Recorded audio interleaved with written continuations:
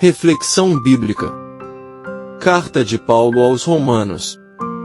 Capítulo 1. A vida pela fé. Em Romanos 1, veremos que ao saudar a igreja, Paulo falará acerca do chamado e da vocação que eles receberam dos céus. Por isso, o apóstolo não cessará de interceder e dar graças a Deus pela vida deles, pois a fé dos cristãos de Roma se espalhava por todo o mundo. Ele declarará o seu profundo desejo de vê-los de forma pessoal, algo que está planejando há muito tempo e espera seja bem-sucedido na próxima vez. Paulo irá declarar seu amor pelo reino e explicará por que vive para anunciar o Evangelho. Isso nos motiva a anunciar a todas as pessoas que não conhecem a Jesus, ainda. Concluindo, ele falará sobre a degeneração moral do ser humano e a apontará como consequência da distância de Deus, mostrando que os homens não se importam com a existência dele, ou mesmo com seus mandamentos. Contexto e história. Leremos a carta mais longa escrita por Paulo, e é considerada por muitos como a mais grandiosa de todas. Ela contém a mais completa explicação sobre a doutrina da justificação pela fé em Jesus, e também pela observância aos mandamentos. Engloba diversos ensinamentos sobre a salvação e sua aplicação prática à nossa vida. Ao estudarmos ela, poderemos alcançar maior apreciação pela expiação de Cristo e pela paz e esperança que todos podem encontrar nele. Acompanhe a seguir o estudo completo de Romanos 1. Paulo, escravo de Jesus Cristo. Versículo 1. Paulo, servo de Jesus Cristo, chamado para ser apóstolo, separado para o Evangelho de Deus. Paulo se diz escravo. A palavra grega doulos é incorretamente traduzida em muitas Bíblias como servo ou conservo. Um escravo tinha dono, fora comprado por um preço, não recebia salário e não podia se demitir. Um servo podia se demitir, recebia salário e era uma pessoa livre. O próprio Jesus tomou a forma de um escravo, Filipenses 2 verso 7, e Paulo lembrou aos cristãos: não sois de vós mesmos, fostes comprados por um preço, 1 Coríntios 6 verso 19 parte B e 20. Paulo era apóstolo pela graça e chamado de Deus. Quando apóstolo, Atos 9. Evangelho é uma palavra transliterada do grego evangelion que significa boas novas. O apóstolo recebeu do Senhor a atribuição de proclamar e ensinar as boas novas a respeito de Jesus. O cumprimento das profecias. Versículo 2. Que ele antes prometeu pelos seus profetas nas Santas Escrituras. As boas novas são o cumprimento das profecias do Antigo Testamento, e a escritura hebraica não é corretamente entendida. A semente de Davi. Versículo 3. Acerca de seu Filho Jesus Cristo nosso Senhor, que foi feito da semente de Davi, segundo a carne. Jesus é Filho de Deus em um sentido diferente do que são os cristãos, que também são chamados filhos em razão do nascimento espiritual, João 3, e da adoção na família de Deus, Romanos 8 verso 15. Jesus é Filho de Deus, primeiro, por ser o Filho eterno, Isaías 9 verso 6, e, segundo, por ser o Filho que nasceu de uma virgem, tendo sido concebido no momento em que o Espírito veio a Maria, Lucas 1 verso 35. Jesus também é o Filho messiânico que veio da descendência de Davi, segundo Samuel 7 versos 12 ao 16. Segundo a carne é literalmente o termo que nessa perícope refere-se à verdadeira natureza humana de Jesus. Filho de Deus. Versículo 4. E declarou ser o Filho de Deus com poder, segundo o Espírito de Santidade, pela ressurreição dos mortos. Em sua humilhação, Jesus foi desprezado, rejeitado, Isaías 53 verso 2, e tinha forma de um servo, Filipenses 2 verso 7, ele falou como o Filho do Pai, João 5 versos 19 ao 23, mas foi perseguido porque, Também estava dizendo que Deus era seu próprio Pai, igualando-se a Deus, João 5 verso 18. Na cruz, sua filiação foi questionada, Mateus 27 versos 39 ao 43. Mas o Espírito de Santidade, outro título para o Espírito Santo, levantou Jesus dentre os mortos. Esse evento o distinguiu como Filho único do Pai, exaltado sobre a morte Satanás, investido de todo o poder, Mateus 28 verso 18. A obediência à fé. Versículo 5. Pelo qual nós recebemos a graça e o apostolado, para a obediência da fé entre todas as nações, pelo seu nome. A obediência da fé, Romanos 10 verso 16, é melhor entendida como a fé que resulta em obediência. O ministério de Paulo procurava trazer todas as nações à obediência a Jesus e a seu Pai. Vós, cristãos. Versículo 6. Entre os quais sois também vós os chamados por Jesus Cristo. Os cristãos pertencem a Jesus por terem sido chamados. Esse chamado não é um simples convite.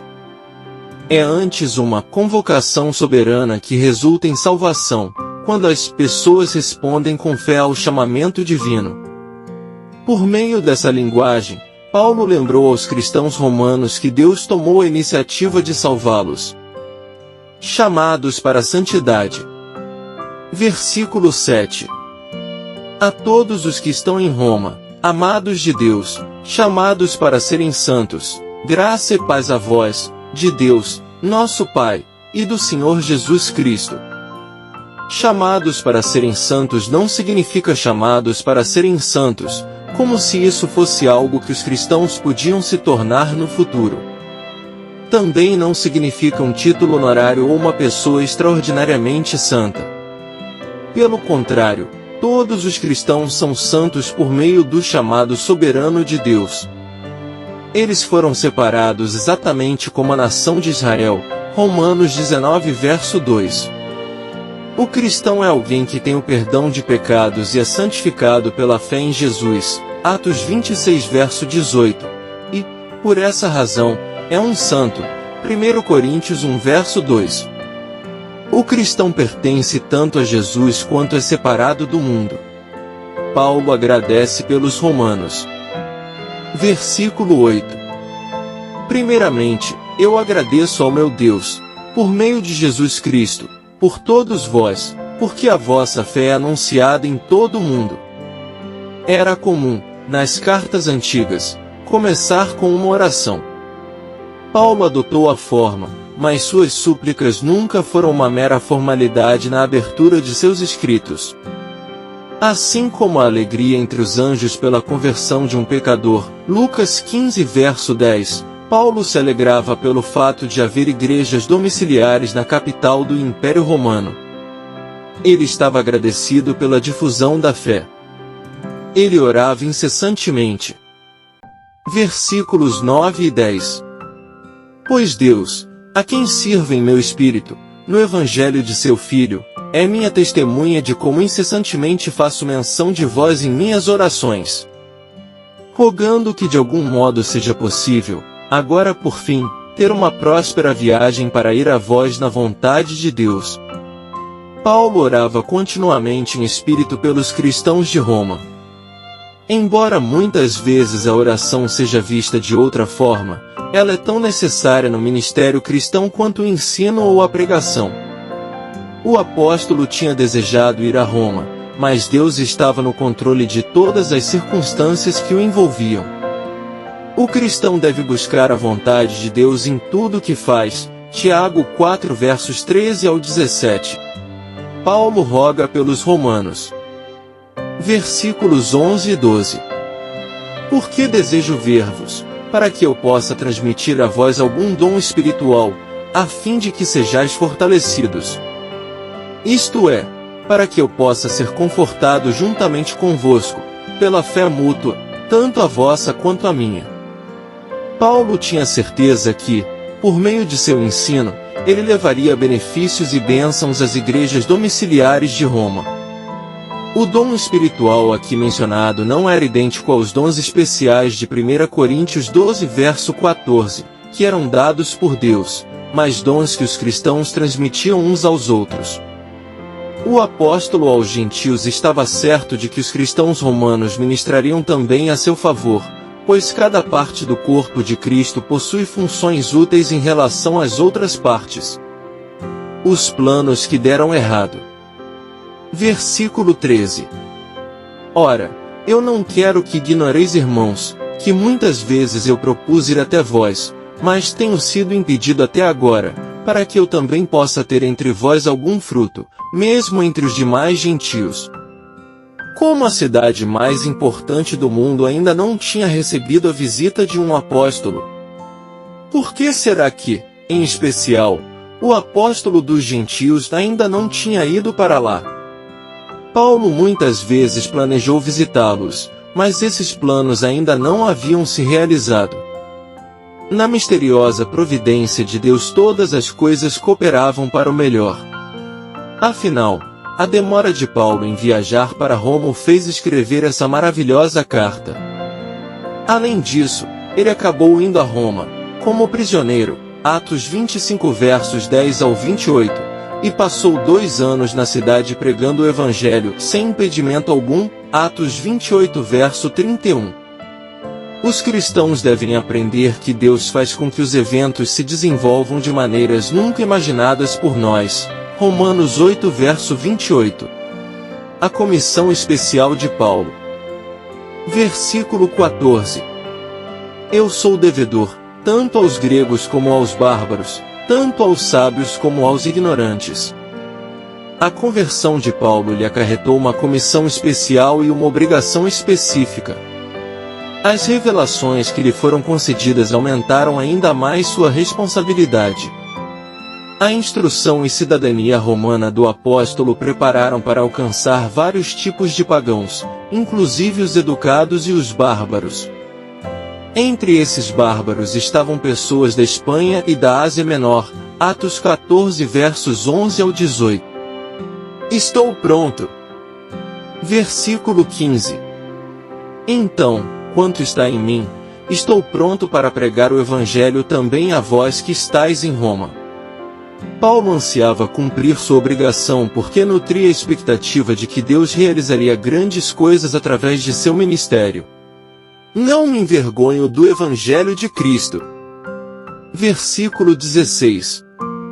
Porque eu não me envergonho do Evangelho de Cristo, pois é o poder de Deus para a salvação de todo aquele que crê, primeiro do judeu, e também do grego. Por que alguém se envergonharia do Evangelho? À primeira vista, o Evangelho parece uma mensagem muito estranha. Diz respeito a um carpinteiro e mestre judeu que foi morto numa cruz por Pôncio Pilatos, governador romano da Judéia em 26 a 36 d.C. A mensagem afirma que esse homem Jesus foi ressuscitado dentre os mortos e agora é Senhor, o Curios. Esse título usava-se para Deus na Bíblia grega e também atribuía-se ao imperador por alguns romanos. O próprio Paulo escreveu que essa mensagem parecia loucura aos gentios, 1 Coríntios 1 verso 23, sendo ainda um escândalo para os judeus. Um Messias crucificado parecia uma contradição histórica para o judeu. Um judeu crucificado parecia uma insensatez aos romanos, que desprezavam os judeus em geral. Todo aquele que fosse crucificado seria considerado membro da parte mais baixa da sociedade. Paulo não confiava em suas habilidades retóricas para superar as objeções humanas à mensagem do Evangelho, mas conhecia o poder do Espírito para mudar a vida das pessoas à medida que ouviam as boas novas a respeito da morte e ressurreição de Jesus. As pessoas são salvas pela fé, mas a fé não é a causa da salvação. A causa da salvação é a graça de Deus, a vontade de Deus e o poder do Espírito operando através da mensagem. O justo viverá pela fé. Versículo 17. Porque nele a justiça de Deus é revelada, de fé em fé, como está escrito: o justo viverá pela fé. A justiça de Deus era o centro da mensagem de Paulo. A justiça de Deus pode ser entendida de várias maneiras. Primeiro, Deus faz sempre aquilo que é justo e pode-se dizer que a justiça é um de seus atributos. Deuteronômio 32, verso 4. Segundo, uma vez que Deus sempre faz aquilo que é justo, suas ações ou atividades são às vezes identificadas como sua justiça. Isaías 45, verso 8. Terceiro, a justiça de Deus é um presente divino para nós, justificando-nos diante de seus olhos. Justificação é um termo extraído das relações jurídicas e significa que um juiz declara uma pessoa como sendo justa ou reta. Agostinho escreveu: a justiça de Deus é aquela justiça que Ele concede a fim de tornar os homens justos, o espírito e a letra. Capítulo 16. No Evangelho, Deus revela sua justiça, sua natureza, sua atividade e seu presente de um status de justiça, pela fé. No decorrer da carta, Paulo explica como Deus pode declarar que pecadores são justos por causa da obra de Jesus na cruz. De fé em fé enfatiza que todo o processo de ser declarado justo vem ao homem, do início ao fim, pela fé. A ira de Deus. Versículo 18. Porque a ira de Deus é revelada do céu contra toda a impiedade e injustiça dos homens, que detêm a verdade em injustiça. Todas as pessoas precisam do Evangelho porque estão debaixo da ira de Deus, a qual procede de sua santa repugnância pelo pecado. Paulo escreveu sua carta enquanto ainda estava na cidade grega de Corinto, uma cidade cheia de idolatria e imoralidade. A humanidade originalmente conhecia Deus e tinha comunhão com Ele. Gênesis 3, verso 8. A história do mundo e do Antigo Testamento revelam uma subsequente regressão e perda do conhecimento moral. Desde o Jardim do Éden, as pessoas têm sido injustas e têm suprimido a verdade. Deus manifesto. Versículo 19. Porque aquilo que de Deus se pode conhecer é manifesto neles, pois Deus o manifestou a eles. Como o Criador, Deus se revelou na criação. Os céus declaram a glória de Deus, o firmamento mostra o trabalho das suas mãos. Salmos 19, verso 1. A humanidade também tem uma disposição inata para buscar a Deus, como também uma consciência moral. Deus trabalha para se revelar no mundo, porém o mundo se rebelou contra ele. Inexcusáveis. Versículo 20. Porque as coisas invisíveis, desde a criação do mundo, são claramente vistas, sendo entendidas por meio das coisas que são feitas, o seu eterno poder e divindade, para que eles fiquem inexcusáveis. O problema da humanidade não é o fato de que ela não conhece a verdade.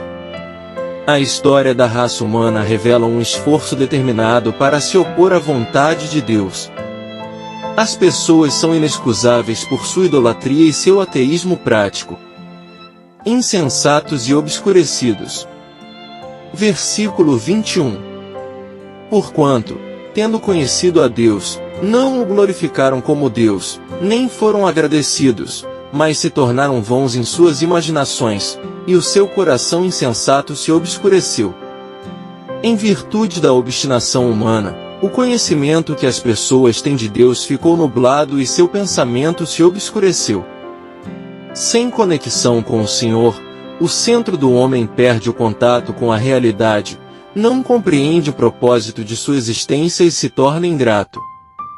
As pessoas deveriam glorificá-lo como Deus, mas em vez disso, adoram todo tipo de objeto criado. Deus revela parte de sua ira levando a humanidade a perder suas imaginações inteligentes. Sábios, mais loucos. Versículo 22. Professando-se sábios, tornaram-se loucos. Um exemplo clássico de insensatez humana é encontrado em Isaías 44 versos 9 ao 20, onde a inteligência humana termina em tolice. Idolatria a imagens. Versículo 23. E mudaram a glória do Deus incorruptível por uma imagem feita à semelhança do homem corruptível, e de aves, e de quadrúpedes, e de répteis. Muitas pessoas pensam que a história da religião se desenvolveu de acordo com um modelo evolucionário. Segundo esse ponto de vista, a humanidade originalmente possuía crenças animistas, em seguida progrediu para o politeísmo, para as divindades tribais e então para um único Deus Criador. A partir daí, progredimos para um vago monoteísmo filosófico no iluminismo e, por último, estamos agora abraçando o ateísmo na era da ciência. Mas isso não corresponde à verdade em relação à história antiga da religião. Em vez de começar no politeísmo, a Bíblia afirma que a humanidade começou com o conhecimento do único Deus verdadeiro e então declinou para o politeísmo, à medida que os seres humanos se afastaram de Deus e se separaram uns dos outros. Paulo afirma que a perda de conhecimento do Deus verdadeiro resultou na adoração de imagens feitas à semelhança do homem corruptível. Mesmo na era moderna, temos visto ditadores sendo adorados como se fossem deuses, e ainda a Bíblia declara que esse pecado será repetido de forma culminante no fim dos tempos, 2 Tessalonicenses 2 versos 3 ao 12. Imundícies e luxúrias. Versículo 24. Portanto, Deus também os entregou à imundície por meio das luxúrias de seus próprios corações, para desonrarem seus próprios corpos entre si. Uma vez que o mundo greco-romano rejeitou as verdades de Deus reveladas na criação, o Eterno puniu, entregando as pessoas às luxúrias de seus próprios corações. Algo semelhante aconteceu na vida do rei Acabe de Israel, que se rebelou de forma continuada contra Yahvé. 1 Reis 16 verso 29 ao 33. Como julgamento, o Senhor permitiu que um espírito profético de mentira enganasse Acabe, para ele escolher sua ruína. 1 Reis 22 versos 22 e 23. Os antigos estavam enredados na idolatria politeísta e, em sua dedicação aos seus falsos deuses, eles praticaram todo tipo de imoralidade. Mudaram a verdade do Criador. Versículo 25. Os quais mudaram a verdade de Deus em mentira, e adoraram e serviram mais a criatura do que ao Criador, que é abençoado para sempre. Amém. A perda do conhecimento de Deus na mente e no coração leva a uma troca da verdade pela mentira. Quem é servido e adorado não é o Criador, mas algo criado, e o resultado é juízo. Salmos 81 verso 12. Homossexualismo. Versículos 26 e 27. Por esta causa Deus os entregou às afeições vis, porque até as suas mulheres mudaram o uso natural, para aquele que é contrário à natureza. E, semelhantemente também os homens, deixando o uso natural da mulher, se inflamaram em sua luxúria uns para com os outros, homens com homens, praticando o que é indecente, e recebendo em si mesmos a recompensa adequada do seu erro. As lésbicas e os homossexuais argumentam com frequência que esse versículo proíbe apenas o abuso sexual de crianças, ou então afirmam que o uso natural não são violadas quando homens e mulheres que nasceram com uma tendência para desejos homossexuais, como eles alegam, praticam a homossexualidade. Mas Paulo afirma claramente que o lesbianismo é contrário à natureza e, em outra parte, a Bíblia proíbe terminantemente todo tipo de homossexualidade. Levíticos 18 verso 22. O Criador pretendeu que homem e mulher se unissem no casamento. Gênesis 2 verso 24. Como exemplo do tipo de perversão sexual que Paulo teria ciência em seus dias, o imperador Nero mandou castrar um jovem chamado Sporus e se casou com ele. Essas afeições vis resultaram em mal. O iníquo. Versículos 28 ao 32. E, como eles não se importaram em reter Deus em seu conhecimento, Deus os entregou a uma mente reprovada, para fazerem estas coisas que não convêm. Estando cheios de toda injustiça, fornicação, maldade, cobiça, malícia, cheios de inveja, assassinato, contenda, engano, malignidade, murmuradores, caluniadores, aborrecedores de Deus, perversos, orgulhosos, fanfarrões, inventores de coisas más, desobedientes aos pais, sem entendimento, infiéis nos pactos, sem afeição natural, implacáveis, sem piedade, os quais, conhecendo o julgamento de Deus, que os que cometem tais coisas são dignos de morte, não somente as fazem, mas têm prazer naqueles que as fazem. No versículo 24, Deus é descrito como entregando a sociedade à impureza, no versículo 26, a paixões vergonhosas, e no versículo 28, a uma mente reprovada. A mente se torna, desqualificada, um guia não confiável em escolhas morais, porque as pessoas têm rejeitado o conhecimento de Deus. Os versículos 29 ao 31 trazem uma lista de vícios semelhante a antigas listas de vícios. Os moralistas pagãos lamentavam com frequência a perda de virtude em sua sociedade. A lista que Paulo faz de pecados não era mais sombria do que outros escritores dessa época chegaram a relatar. Todo pecado é grave. O lesbianismo e a homossexualidade podem parecer especialmente censuráveis, mas qualquer um dos 21 pecados listados, Gálatas 5 versos 19 ao 21, exclui as pessoas da vida de Deus e traz morte espiritual. Quando a sociedade aplaude aqueles que praticam e fazem esses pecados, ela já perdeu sua bússola moral. Filósofos antigos chamaram a atenção para os efeitos sociais de peças teatrais populares. O assassinato e a imoralidade eram tão comuns no palco que as pessoas não mais reagiam quando isso ocorria na vida diária. Entretenimentos modernos têm um efeito semelhante na mente das pessoas e nos valores que controlam o comportamento. 5 importantes lições que podemos aprender em Romanos 1. 1. A revelação de Deus na criação. Paulo destaca que a existência de Deus e seu poder divino podem ser claramente percebidos através da criação. Portanto, ninguém tem desculpa para negar a existência de Deus, pois sua natureza invisível é claramente vista em suas obras criadas. 2. A consequência do pecado. Paulo descreve a condição humana decaída, onde a humanidade, em sua rebeldia e incredulidade, se afastou de Deus e se entregou à imoralidade e à idolatria. Ele mostra como essa rejeição de Deus traz consequências destrutivas para a sociedade e a vida pessoal. 3. A necessidade universal da salvação. Paulo enfatiza que tanto judeus quanto gentios estão sob o poder do pecado e da condenação, e, portanto, todos necessitam da salvação que vem através de Jesus Cristo. Ele destaca que o Evangelho é para todos, sem distinção de raça, cultura ou status social. 4. A justificação pela fé. Paulo introduz o tema central de sua carta, a justificação pela fé. Ele ensina que a justiça de Deus é revelada no Evangelho e que somente através da fé em Jesus Cristo podemos receber a justiça de Deus e ser reconciliados com Ele. 5. O propósito da vida cristã. Paulo destaca que os crentes são chamados para viver uma vida de santidade e obediência a Deus, refletindo sua justiça e amor.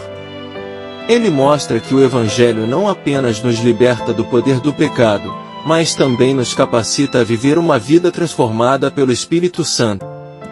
Conclusão. Concluindo este capítulo, Paulo explica a doutrina da justificação pela fé em Jesus. Define o flagelo pecaminoso que assola a todos e ensina que a solução para é a expiação de Cristo. Ao aceitar fielmente a expiação, todos podem ser justificados, perdoados e receberem a salvação. Ele cita o exemplo de Abraão para ilustrar a doutrina da justificação pela fé e expõe as doutrinas de salvação, ensinando como elas afetam a vida daqueles que têm fé em Jesus. Paulo fala sobre a condição eleita de Israel, de sua rejeição ao Evangelho naquela época e da sua salvação vindoura. Ele aconselha os membros, tanto judeus quanto gentios, que vivam o Evangelho para que haja paz e unidade entre eles, também os exortando que continuem guardando os mandamentos. O sacrifício de Jesus na cruz é suficiente, não há nada que façamos que possa completar algo, já está consumado. Paulo nos ensina que devemos crer, se cremos, obedecemos, se obedecemos, não pecamos, e se não pecamos, não desagradamos ao nosso Pai que está no céu. Amém.